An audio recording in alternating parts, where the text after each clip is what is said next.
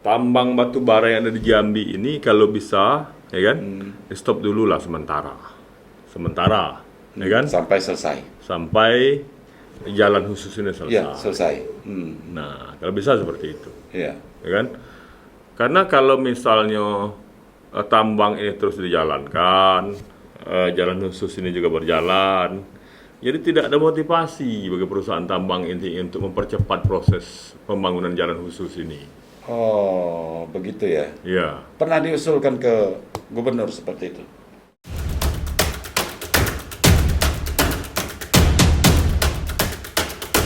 Halo semua, Assalamualaikum warahmatullahi wabarakatuh. Jumpa lagi dengan interview podcastnya Bang Dori. Hari ini sengaja saya mengundang anggota DPR Provinsi Jambi dari Partai Kebangkitan Bangsa, Bung LP Sina. Ya. Beliau ini lahir di Desa Terusan tahun 1972 ya. Ya. Saya sudah curi data dulu, ore-ore tadi. Pernah menjadi wakil ketua DPRD Kabupaten Batanghari. Saya tidak ingat tahunnya berapa dan saat ini sedang menjabat sebagai anggota DPRD Provinsi Jambi. ya, Sampai dengan sekarang. sampai dengan hari. Ada jabatan lain? Kalau di jabatan praksi? politis semua itu di praksi Di saya komisi? sebagai ketua kepraksi, ketua praksi PKB DPD Provinsi Jambi. Oke, nah beliau ini insya Allah sebentar lagi pada pemilu 2024 akan duduk di Senayan ini sebagai Insya Allah, anggota amin, amin. DPR RI karena sepertinya sangat masif sekali sosialisasinya, pergerakannya, termasuk baleho dan lain sebagainya ini cukup merata. Dan Anda tuh sudah lama saya tunggu di sini dan hari ini memang baru ada kesempatan ya. Oke lah. Sebelum kita bicara tentang rencana dan persiapan Bung LP Sina ini menuju Senayan pada pemilu 2024, kita akan kulik dulu cerita dan pengalaman beliau selama menjadi politisi. Dimulai tahun berapa itu? Saya bergabung dengan partai politik ini mulai tahun 99. Tahun 99. 99 ya? Ya. Saya langsung waktu itu menjadi pengurus ranting tingkat desa tempat PKB saya tinggal, ya? PKB ya.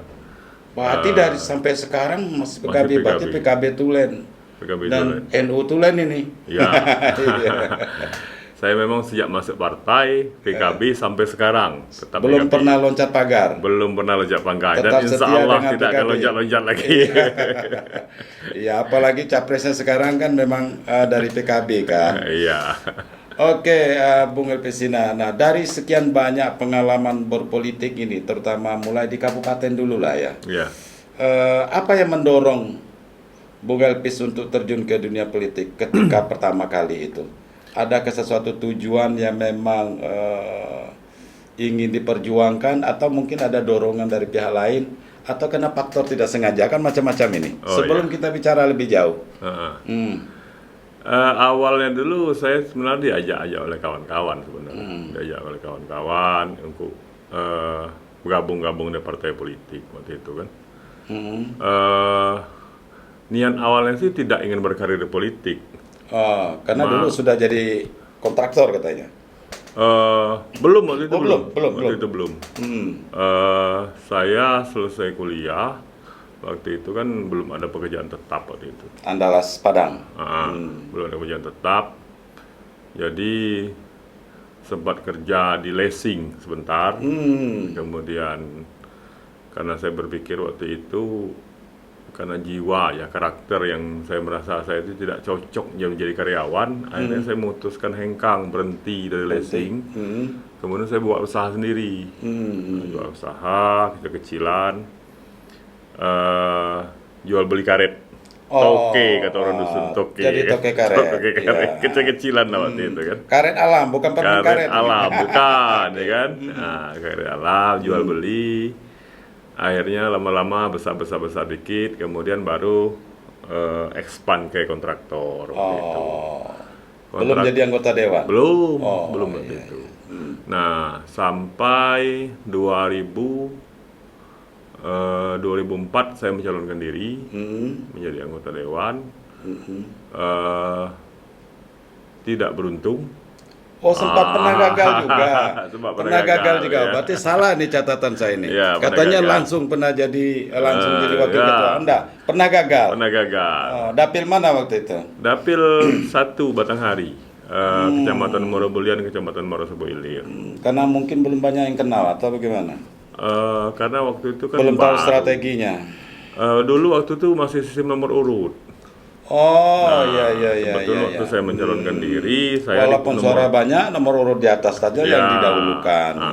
Oke, saya nomor 2 waktu itu. Saya waktu itu satu dapil sama Ketua DPC PKB Kabupaten Batanghari, Pak Mahipal waktu itu, kan. Jadi beliau nomor 1 ya, karena aturan undang-undang mengatakan nomor urut, ya berarti Pak Mahipal yang jadi. Oke. Nah itu kondisi waktu itu. Setelah itu baru ikut lagi pemilu berikutnya. Ikut lagi. Baru berhasil. Baru berhasil dulu. Dan dapat suara terbanyak waktu katanya. Iya, suara terbanyak. Sempat langsung jadi wakil ketua. Belum. Periode pertama itu saya menjadi anggota biasa. Oh, anggota biasa.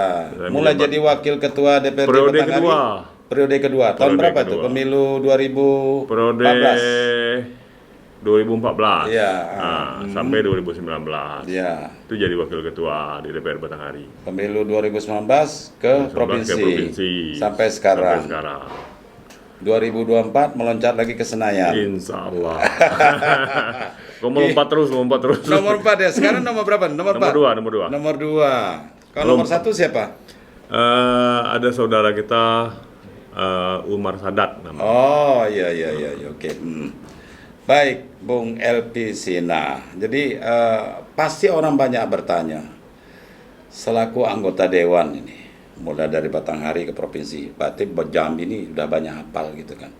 Saya tertarik Anda bisa bicara tentang problematika pembangunan, terutama Batanghari dan Jambi. Apa yang bisa Anda sampaikan?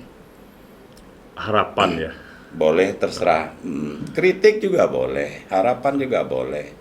Karena ini mungkin menjadi dasar Anda untuk memperjuangkan masyarakat Jambi di Senayan. Kan gitu. Ya. Bukan coba-coba kan, bukan sekedar ikut-ikutan. Karena saya lihat Anda itu seorang petarung. Gitu. Yang pertama masalah pembangunan Jambi.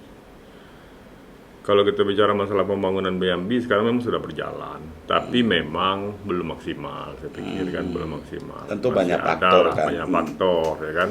Terakhir kita pembahasan APBD masih terjadi rekomposisi anggaran. Oke. Ya kan? Ya, yang lebih kurang sekitar 450 Ya, karena dampak pandemi dan miliar. lain sebagainya. Ya, itu yang akhirnya Pemprov Jambi tidak bisa mengakomodir semua usulan pembangunan. Satu. Yang kedua, kolaborasi saya pikir ya, kolaborasi antara Pemprov Jambi dengan kabupaten kota yang ada di Jambi itu sendiri. Oke. Nah, ini yang saya pikir perlu kerjasamanya perlu ditingkatkan lagi saya pikir. Kerjasama dengan siapa? Kerjasama masalah kebijakan pembangunan. Oh. Nah ini kita memang berdasarkan regulasi yang ada, memang ada kewenangan masing-masing pemerintah daerah. Jadi kalau pemerintah provinsi kewenangannya ini, dan kemudian kabupaten kota ini kewenangannya. Iya. Dan itu yang saya pikir komunikasi masalah program ya, masalah bukan komunikasi antar kepala daerah, bukan masalah program pembangunan, ya kan? Contoh gini, dulu saya pernah mengusulkan, kita bicara masalah banyak usulan pembangunan jalan yang notabene itu jalan diusulkan masyarakat yang secara aturan jalan tersebut sebenarnya tidak boleh dilewati oleh truk-truk besar. Ya kan? Karena contoh yang melebihi tonase ya. Ya, contoh seperti jalan kabupaten. Jalan kabupaten itu kan secara aturan kan tidak boleh maksimal 5 ton. Iya. Aturan, ya kan? Iya. Nah, tetapi ada satu perusahaan yang mengusulkan pembangunan usaha pabrik kita contohkan di area yang melewati jalan kabupaten tersebut. Nah, oleh pemerintah kok diberi izin gitu. Sementara mereka menggunakan armada pasti melebihi tonase. Diperkirakan seperti Iya, itu, ya paham, kan? saya paham. Nah, ini masalah kepatutan kewajaran. Maka saya bilang ada pemberian kebijakan, pemberi izin ini saya bilang yang apabila izin itu diberikan, ini sangat rentan terjadi pelanggaran di situ. Iya. Nah, ya kan? Memang mekanisme pemberian izin tidak masalah, sudah sesuai aturan. Iya. Tetapi pertanyaan apabila izin usaha ini diberikan dan untuk mengoperasikan usaha tersebut pastilah banyak kendaraan-kendaraan yang lalu lalang yang tonase melebihi dari ketentuan yang ada. Iya. Nah, ini saya pikir kan sesuatu hal yang harus diatur. Saya Betul. pikir kan. Tapi biasanya itu kan sudah ada regulasinya. Setiap kendaraan yang boleh lewat di sini sekian tonasenya. Ya kan? Kemudian saat pemberian izin terhadap perusahaan pasti ada aturan-aturan lain yang mengatur tentang itu. Sudah. Termasuk Masalah angkutan. undang-undang perhubungan itu jelas sebenarnya. Iya, Ya kan? Berarti tinggal penerapan hukumnya. Nah kan pertanyaannya sekarang gini.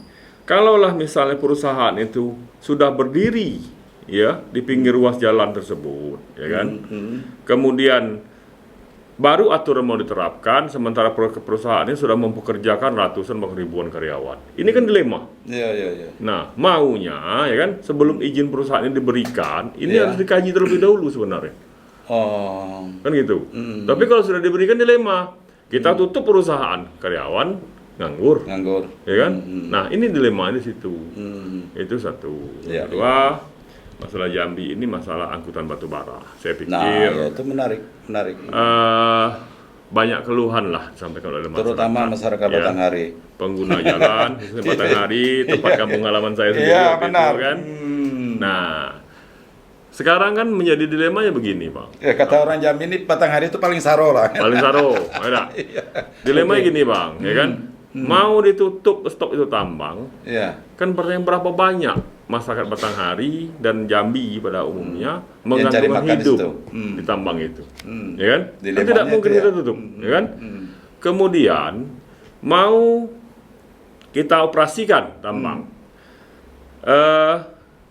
lewat jalur khusus, jalur yang belum siap, ya kan? Mau kita operasikan lewat jalur umum. Nah, kapasitas jalannya tidak lagi memadai. Ya kan, ini dilema. Betul. Kalau saya sering ditanya, ini gimana bagusnya, Pak? Saya bilang kalau bagus dari awal, saya bilang seperti beberapa daerah lain di Indonesia, saya bilang siapkan dulu infrastrukturnya dulu, baru izin operasional tambang dikeluarkan. Idealnya seperti itu, ya kan? Tetapi ini kan kebalik nih, ya kan? Izin operasional dulu diberikan, ya kan? Kemudian jalurnya baru mulai dibangun. Gitu. Sekarang memang sedang lagi dibangun, jalur itu sedang dibangun, ya kan? Perasaan dari dulu dibangun, tidak selesai. Komitmen bersama, saya pikir, ya kan? Komitmen bersama yang penting, ya kan? Nah, terakhir itu ada kita dengar APBD Batanghari, Pak Bupati Batanghari menganggarkan ada kalau nggak salah 25 miliar.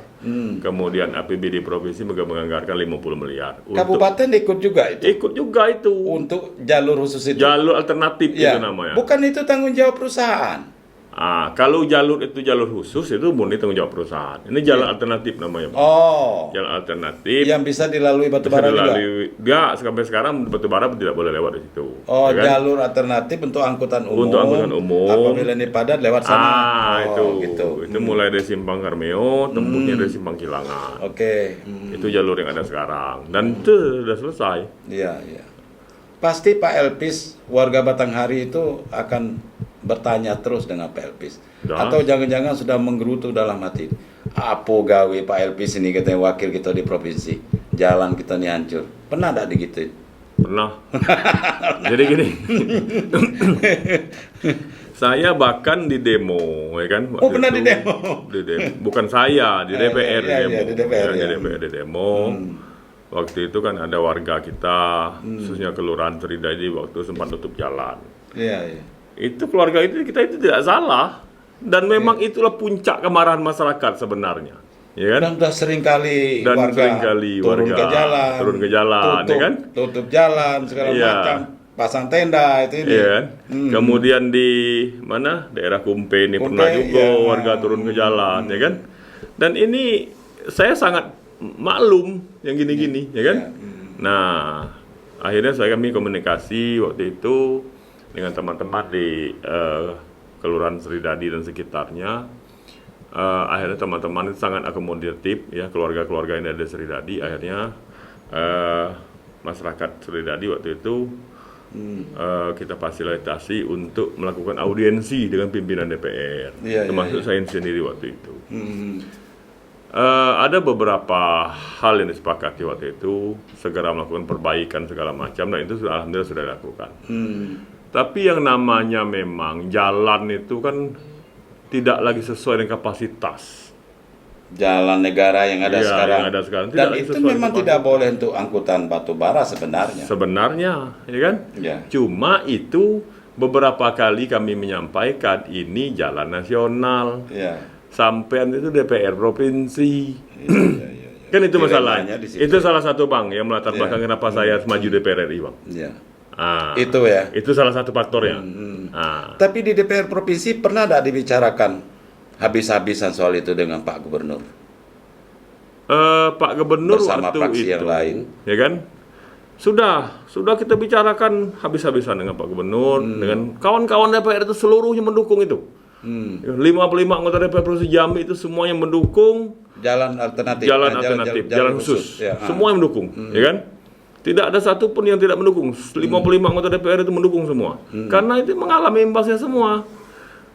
Baik anggota DPR yang bukan dapil Batanghari saja, mungkin DPR dari dapil Bungo Tebo. Ya kalau mau kembali ke Bungo kan melewati jalan itu juga. Termasuk saya kan? tuh jadi korban. Termasuk abang jadi korban kan. Oke Bang, sampai kapan ini bisa tuntas? Kalau menurut abang nih estimasinya, sampai kapan ini? Sampai jalur khusus itu selesai. Iya, sampai kapan jalur khusus selesai? Setiap jalan kan bisa diestimasi. Ini jalan sekian kilo, sekian bulan selesai. Gitu. Apa ada kendala lain, mungkin dana yang tidak lancar atau apa? Atau pihak perusahaannya yang gini, mungkin Bang. Karena jalur khusus ini kan dibangun murni menggunakan dana konsorsium perusahaan tambang batubara. Ya kan? Jadi kami pemerintah, ya kan, sifatnya kan cuma memfasilitasi. Ya kan? Kecuali dana ini menggunakan uang negara. Beda kasus, ada target yang harus kita selesaikan. Nah itu, jadi kita pemerintah selalu mendorong agar dipercepat pembangunan jalur khusus ini. Nah, tapi realita di lapangan ada aja kendala-kendala, masalah pembebasan lahan, ya kan, dan lain-lain sebagainya. Karena sekarang masyarakat sekarang nih kalau sudah bicara nih jalan tambang batu bara, jadi asumsi masyarakat itu duitnya banyak nih gitu kan. Mungkin salah satunya itu Bang ya. Batu bara, barang Tuhan dibagi rata. Dibagi rata. Itu wajar ya ketika masyarakat mengeluh soal itu tuh wajar. Kenapa? Dampaknya memang sangat luas. Tidak hanya macet, tidak hanya masalah jalan rusak, tetapi juga korban nyawa manusia juga banyak, gitu kan. Itu yang paling penting. Nah, yang kita tanyakan ini sampai kapan ini bisa berakhir seperti ini ya, Bang Elpis juga belum bisa memastikan barangkali, karena ini terkait kebijakan nasional juga, pemerintah juga. Komisi 5 sebenarnya sudah memberi mewarning waktu itu, mewarning kepada Kementerian SDM untuk segera melakukan tindakan. Sebenarnya kalau saya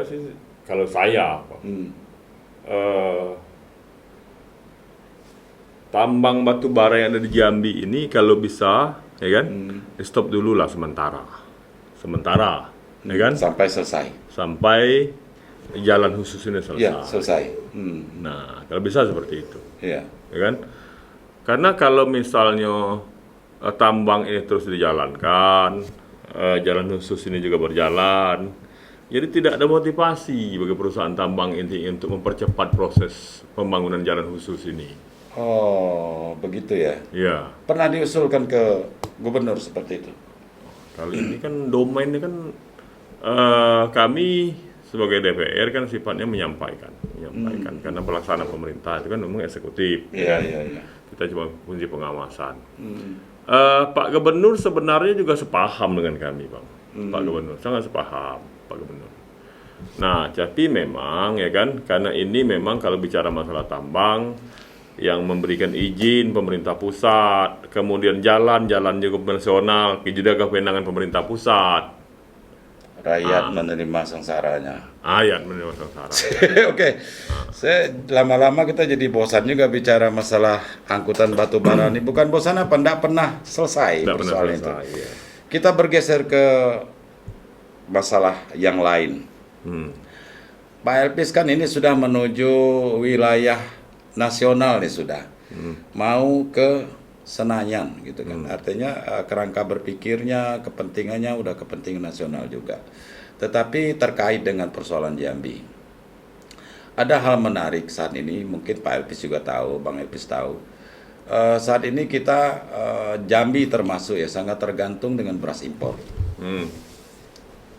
Ketahanan pangan kita sangat tergantung dengan beras dari luar. Dilemanya,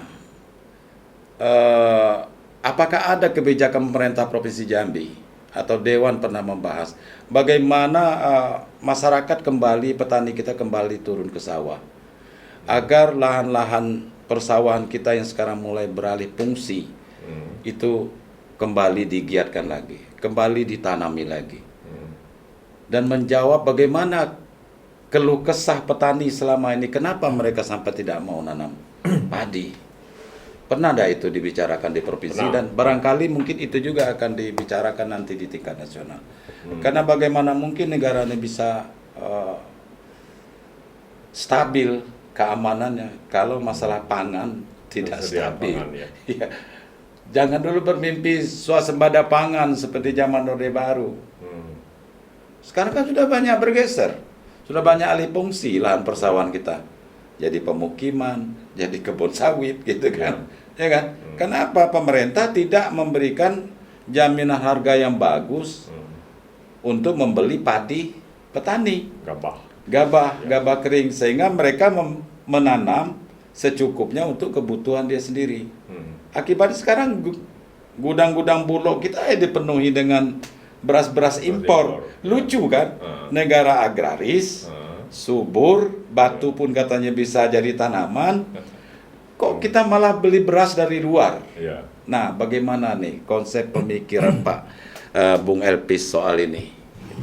Jadi gini Bang, kalau kita bicara masyarakat ini kan maka supaya tidak tegang, bawa minum dulu, tidak apa-apa, santai. Oh, iya. Ini banyak anunya di sini, stafnya juga ikut, penggemarnya gitu. Jadi gini Bang, kebetulan saya ini kan juga salah satu warga desa, anak petani juga. Di desa, ya kan? Yang pertama masyarakat Jambi ini Pak, ya kan? Kalau kita bicara memang persentase jumlah masyarakat Jambi ini memang profesi banyak petani. Cuma kan dalam tanda kutip petani apa dulu gitu. Ya. Gitu. Yang pertama kalau kita bicara Jambi, dari 11 kabupaten kota itu yang paling cocok dijadikan lahan pertanian tanaman pangan itu cuma Kerinci. Nah, Kerinci. Nah, daerah lain itu menurut syarat tumbuh pertanian itu cocoknya memang pertanian bidang perkebunan. Nah, bidang perkebunan. Makanya petani kita ini profesinya banyak pekebun, pertanian di bidang perkebunan, karena pertanian ada perkebunan, tanaman pangan dan lain sebagainya. Oke. Nah, karena apa memang? Nah, bagaimana dengan bertani di bidang pangan? Ada padi sawah, sayur-sayur mayu dan lain sebagainya. Apakah itu dilakukan oleh petani Jambi? Dilakukan Bang. Cuma petani Jambi ini masih bersifat subsisten Bang. Subsisten itu maksudnya bertani cuma untuk memenuhi kebutuhan sendiri. Ya itu tadi ya kan? Tidak untuk komersil. Komersil harganya murah. Ya kan? Itu Bang masalahnya. Iya. Nah kemudian gimana kalau misalnya kita fokus ke tanaman padi? Nah tanaman padi. Nah itu tadi saya bilang, karena masih ibarat budaya petani Jambi ini masih bersifat subsisten, dia bercocok tanam padi sawah itu cuma untuk memenuhi kebutuhan pangan di rumah. Itu dilakukan. Dan itu belum nampak sekarang Bang, belum nampak ada unsur komersilnya di situ. Nah, saya yakin Bang, kalaulah misalnya ada terobosan Bang, pemerintah ya kan fokus di bidang itu, bagaimana supaya petani Jambi yang bercocok tanam padi ini ya kan bisa menghasilkan memproduksi beras dari luasan tertentu yang diusahakan oleh petani kita ini melebihi dari standar rata-rata, ya kan? Karena memang yang saya bilang tadi semuanya berbalik pada ada nilai komersilnya bang di situ. Oke. Ya kan? Dan sekarang bang, ya, yang terjadi di lapangan mungkin dalam 1 bulan itu kebutuhan untuk membeli beras kita anggap seperti itulah, kita anggaplah 500.000, ya, 500.000. Nah, kalau kita nanam padi bang, ya kan, untuk memenuhi kebutuhan beras selama 1 bulan dalam 1 rumah itu bang, nanam padi ya kita anggap luasannya mungkin 200 meter persegi, ya kan, dan mungkin itu cukup bang. Ya kan? Ya kalau untuk kebutuhan sendiri cukup, ya kan? Bagi petani ya. Dan sekarang yang saya maksud begini bang, yang saya maksud itu, apabila luasan tanah yang lain itu digunakan juga untuk padi bang, ini hasilnya akan lebih besar apabila digunakan untuk tanaman kelapa sawit. Bang nggak maksud saya itu bang? Tahu, paham. Itu yang terjadi bang. Jadi satu petani misalnya punya lahan Pak 1 LP hektar. setuju dengan konsep itu? Apa yang dilakukan oleh petani? Enggak, sekarang ini gini, ini bukan masalah setuju tidak setuju bang. Kita anggap petani punya lahan 1 hektar bang. Dari 1 hektar itu ada lahan itu mungkin yang agak rendah bang. Ya kan? Rendah. Ada mungkin yang lahan rendah itu mungkin 100 meter persegi. Ya kan? Yang lahan yang rendah ini digarap sama petani, dicangkul dan lain-lain sebagainya sehingga ini jadi sawah. Dan ini ditanami petani. Nah, bagaimana dengan lahan sisanya itu? Lahan sisa itu petani beranggapan kalau dijadikan sawah juga, ya kan? Keuntungannya padi, tidak ya kan? terlalu besar. Kira-kira itu bang. Ya, kita paham. Menghasilkan itu mungkin lebih enak dia tanam sawit bang, bisa beli beras juga bang. Benar. Oke, sebelum kita teruskan kita minta penonton kita untuk subscribe dulu.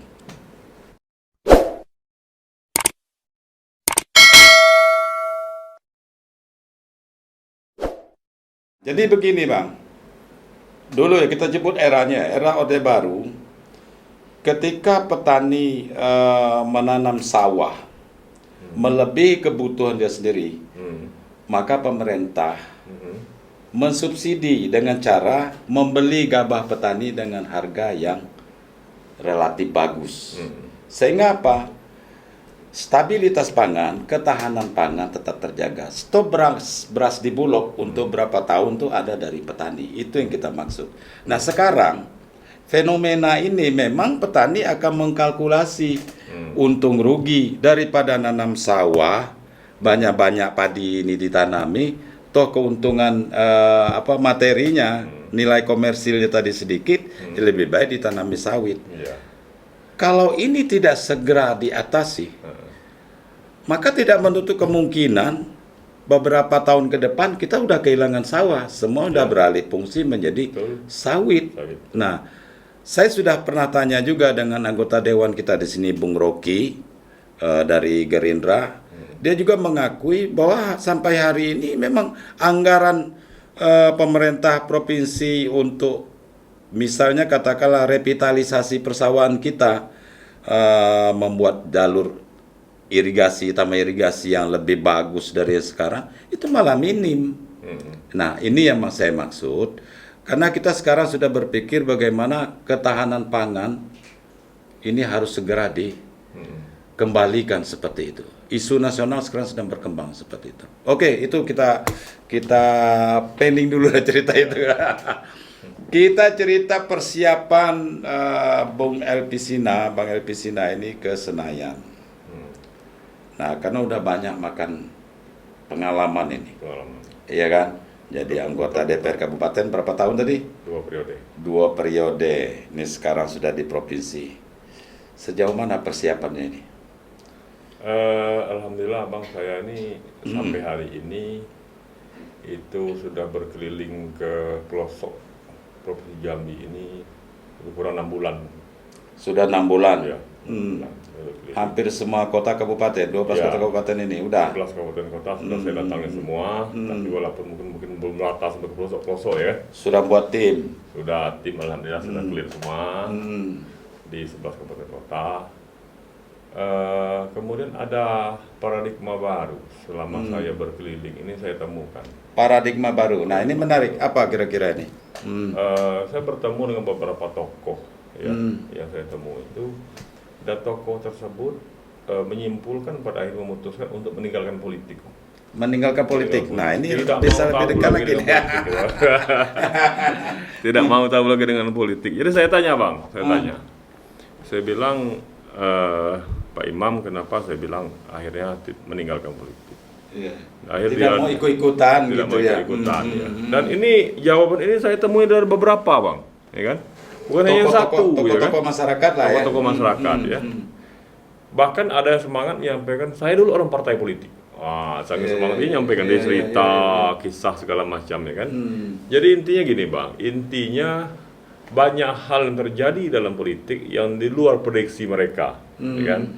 Salah satu contoh begini, ya kan. Dulu tokoh ini mungkin punya jagoan dalam politik yang diusung, diusahakan, ya kan, diperjuangkan untuk memenang suatu kontestasi.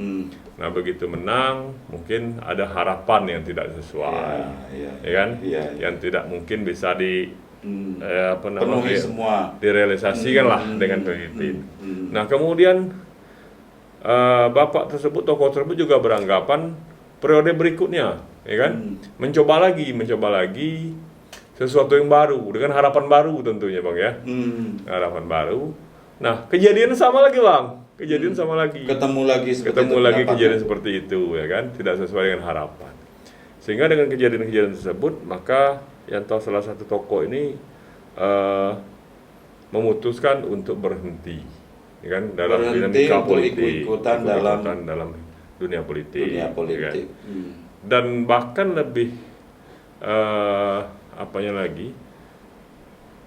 tokoh ini memutuskan untuk tidak mau tahu dengan politik. Ya kan? Ini perlu diluruskan sebenarnya. Itu Bang, ya kan? Oke, terus menarik ceritanya. Jadi saya bilang, jadi Pak Imam, kebetulan beliau itu waktu itu imam kan. Jadi gini Pak Imam, saya bilang, sejak negara kita ini didirikan, ya kan, oleh para pendiri bangsa ini dulu, ya kan, ada Pak Bung Karno, Hatta, Kiai Hasyim Asy'ari, para pendiri-pendiri bangsa ini dulu.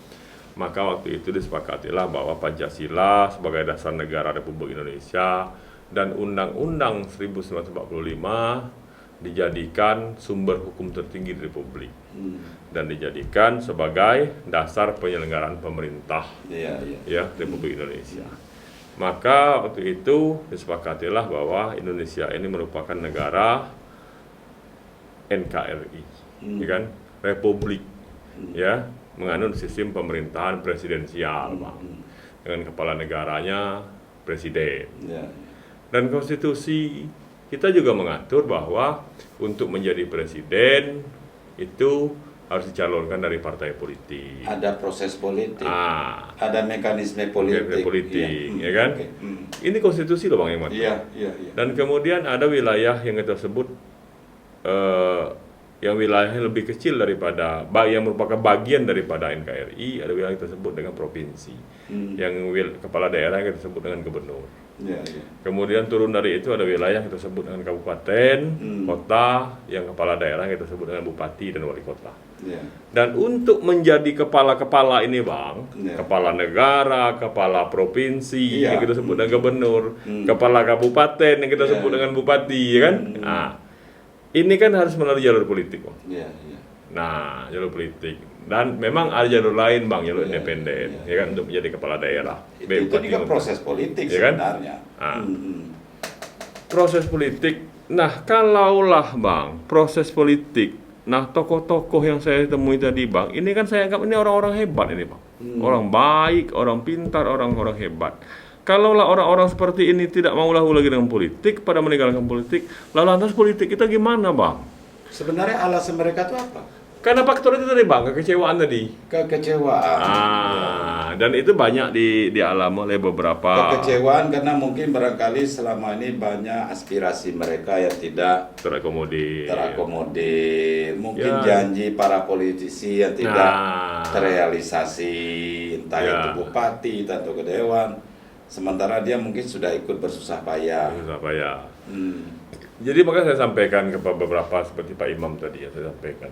Pak Imam, saya bilang, saya juga tidak mengatakan bahwa saya ini Superman, serba hebat, ya kan? Tapi saya bilang karena konstitusi kita, negara kita ini sudah menetapkan jalur untuk menjadi pimpinan, baik ketua kepala daerah, kemudian kepala negara, jalur partai politik, saya bilang. Ya. Jadi kalaulah orang baik-baik seperti Pak Imam ini pada meninggalkan politik, lah lantas partai politik siapa yang ngisi, saya bilang. Ya. Makanya kata Recep Erdogan, Bang, kalaulah partai politik, kalaulah politik Diisi ditinggalkan orang orang baik, otomatis dia orang jahat.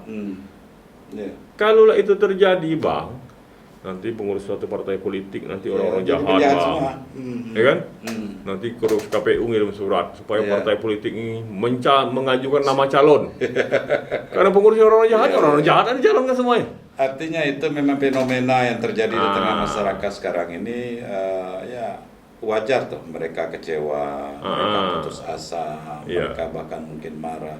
Nah itulah tugas politisi ini, Ya, termasuk saya sendiri waktu itu. Pak Elvis untuk Betul, meluruskan kan? itu. Maka saya sampaikan, saya berkeliling, saya sosialisasi ke masyarakat, saya bilang, ini sering ditanyakan masalah ini kepada saya. Maka saya sampaikan, untuk memilih pemimpin yang amanah, pemimpin yang punya kemampuan, ya kan, untuk menjadi wadah aspirasi sebagai penyambung lidah masyarakat. Ya. Saya bilang, kita balik lagi ke agama lah, kayak punya agama, saya Muslim. Awalnya tergantung niat.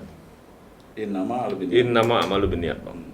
Jadi kalau niat kita memilih pemimpin itu sudah betul, Bang, insya Allah pemimpin yang dihasilkan pada pemilu 2024 nanti akan jadi adalah pemimpin yang betul-betul amanah dan punya kemampuan. Kita harus punya pemimpin, kalau sekedar amanah tidak punya kemampuan ya percuma, Bang. Ya kan? Karena menduduki jabatan politis kita harus punya argumen yang jelas, kita harus berdiplomasi yang jelas, kan gitu, Bang. Iya. Tidak cukup banyak amanah, Bang. Iya. Nah, apalagi dua syarat ini kan memang simbiosis mutualisme, Bang. Ya memang semua yang harus saling mendukung. Nah ini saya pikir, Bang. Jadi kalaulah kita, Bang, Abang sendiri ya,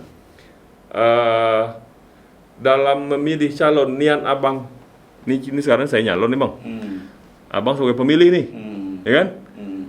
Kalau Abang milih saya itu niatnya cuma Elvis mau kasih saya uang tidak?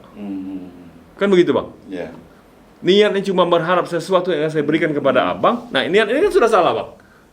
Dan itu masih terjadi sampai hari ini. Nah, maka saya bilang itu. Nanti kita akan bahas sampai ke situ tuh. Ya kan? Nah, ini saya bilang itu, Bang. Ini kan balik-balik ke situ, Bang. Ya kan? Tapi kalau niatnya sudah betul, nah, bagaimana kita memilih pemimpin yang betul-betul yang seperti apa yang selama ini kita harapkan? Ya kan? Ya, kita boleh tanya sama tokoh-tokoh orang-orang, Pak Imam, agama, tokoh agama dan lain-lain sebagainya. Kita boleh tanya, Bang, boleh tanya.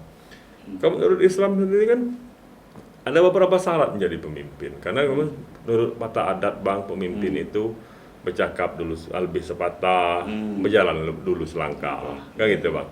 Jadi logikanya seorang pemimpin yang pertama dia harus punya kemampuan rata-rata dibanding orang yang dipimpinnya, Bang. Oke.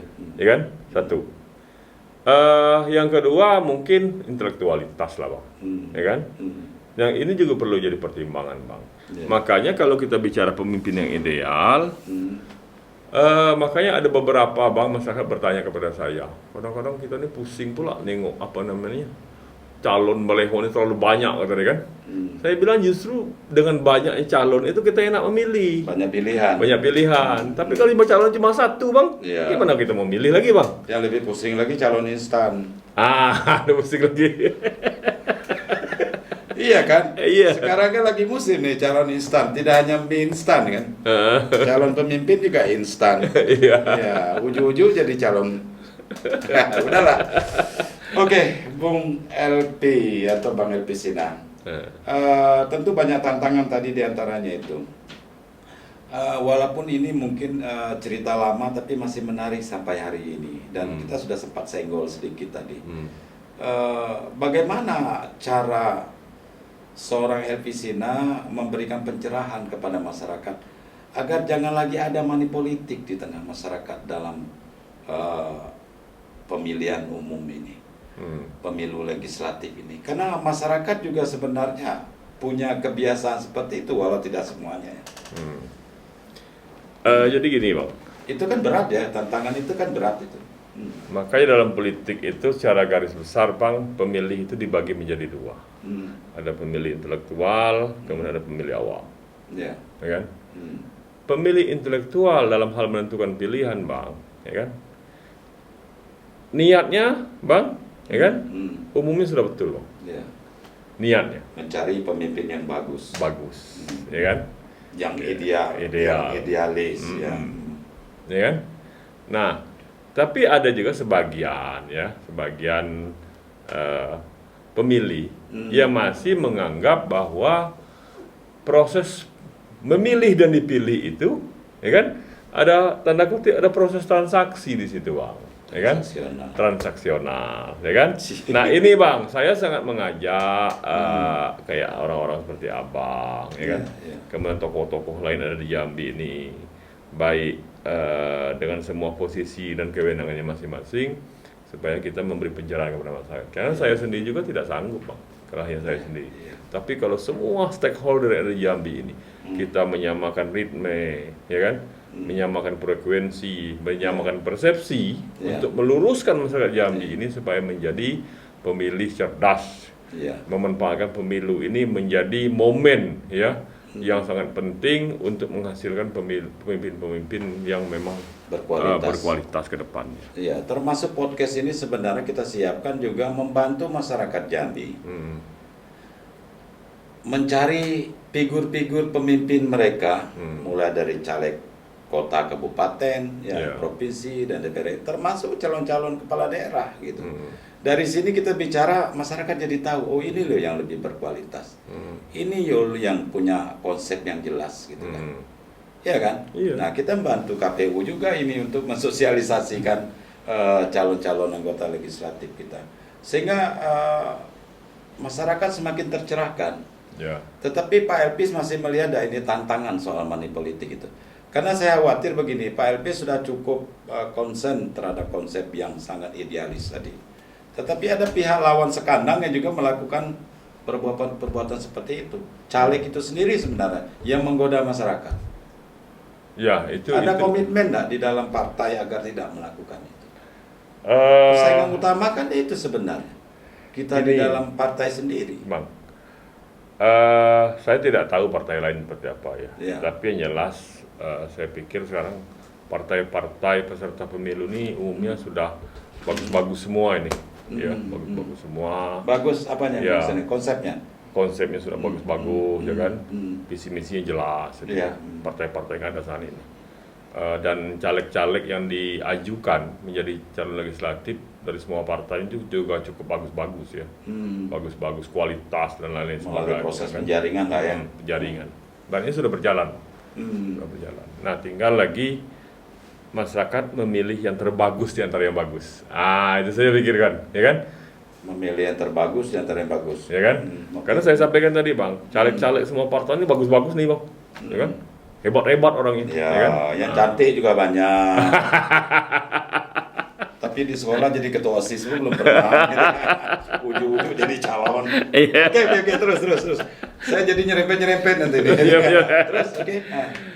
Nah, tinggal nanti masyarakat memilih yang terbagus di antara yang bagus, kan begitu. Maka saya bilang ini banyak perlu pencerahan, ya kan? Iya. Politik education yang perlu memang kita harus kita galakkan lagi, kita budayakan lagi supaya masyarakat paham nih, ya kan?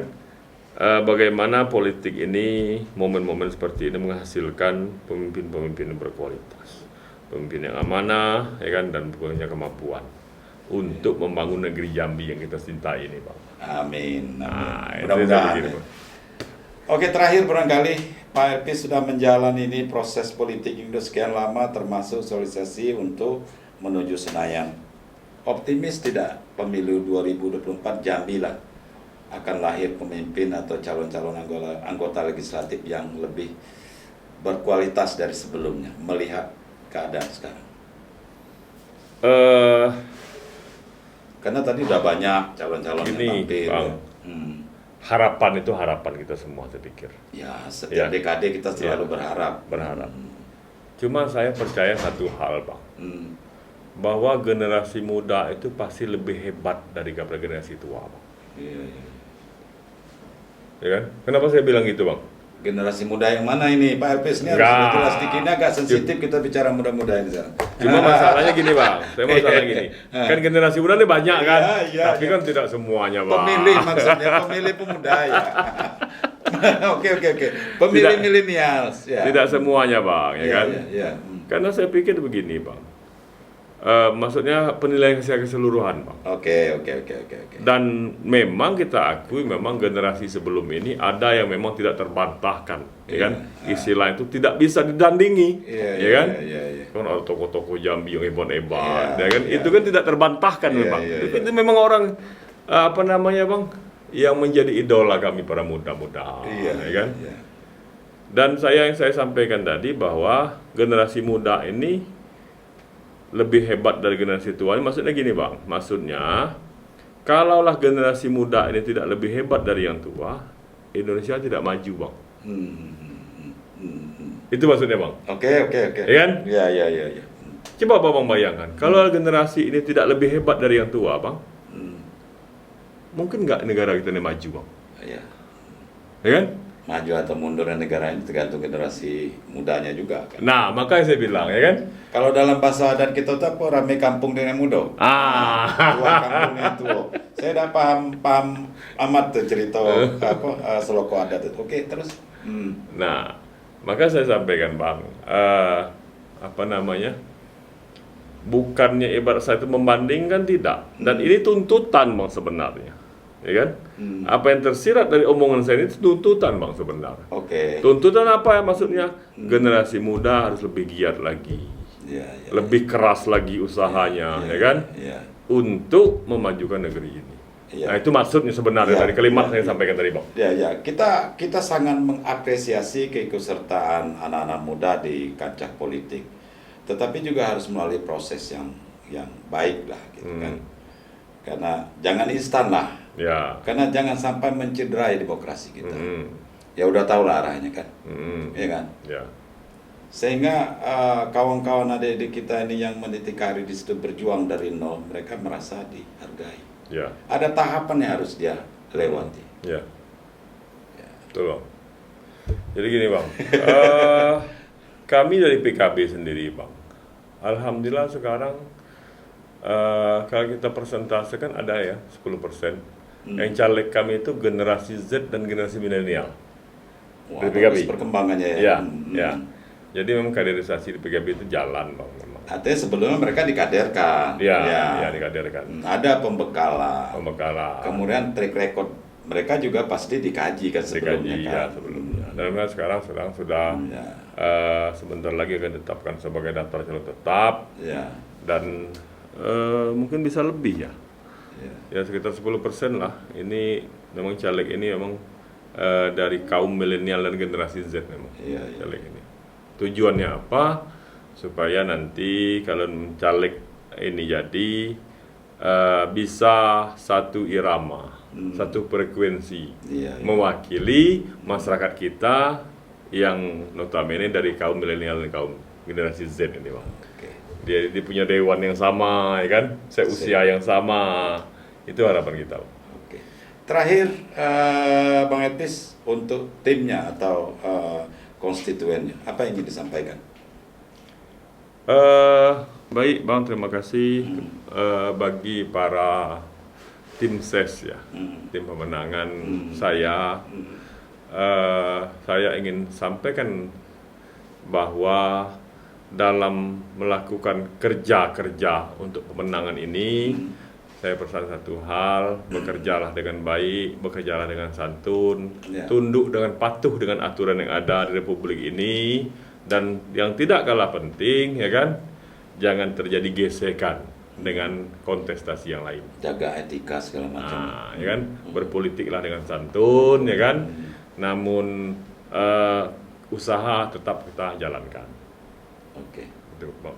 Baik, ada lagi yang ingin disampaikan? Closing Terakhir, statementnya. saya berpesan kepada seluruh calon-calon yang sekarang bertarung di pemilu 2024 ini, ya, supaya kita tetap sama-sama menjaga kondisivitas, ya, kondisivitas suhu politik yang ada di negeri Jambi, Bang. Karena memang ini kan perlu memang komitmen bersama untuk menjaga itu. Ya. Ya. Dan saya yakin para caleg-caleg yang ada sekarang, baik caleg RI dari semua partai, caleg provinsi dari semua partai, dan caleg kabupaten kota dari semua partai, saya yakin dan percaya bahwa caleg-caleg yang insya Allah nanti akan ditetapkan menjadi calon tetap, ya, yang mewakili dapil dan partainya masing-masing, itulah adalah pilihan-pilihan terbaik lah, ya kan, yang nantinya akan ditawarkan kepada masyarakat untuk dipilih, mencari yang terbaik di antara yang baik. Oke, terima kasih. Baik, saudara sekalian, demikian tadi perbincangan saya yang cukup ya lumayan panjang dengan Bung Elpi Sina atau Bang Elpi Sina, anggota DPRD Provinsi Jambi dari Partai PKB, dan saat ini sedang bersiap-siap untuk menuju Senayan pada pemilu 2024. Kita doakan semoga beliau terpilih dan Anda sudah bisa melihat seperti apa dia memaparkan cita-cita, harapan, dan komitmennya kepada masyarakat, khususnya untuk Kabupaten Batanghari dan Jambi secara keseluruhan. Demikian atas segala perhatian Anda, terima kasih. Mohon maaf atas segala kekurangan. See you di video. Assalamualaikum warahmatullahi wabarakatuh. Jangan lupa subscribe. Terima kasih, Bang.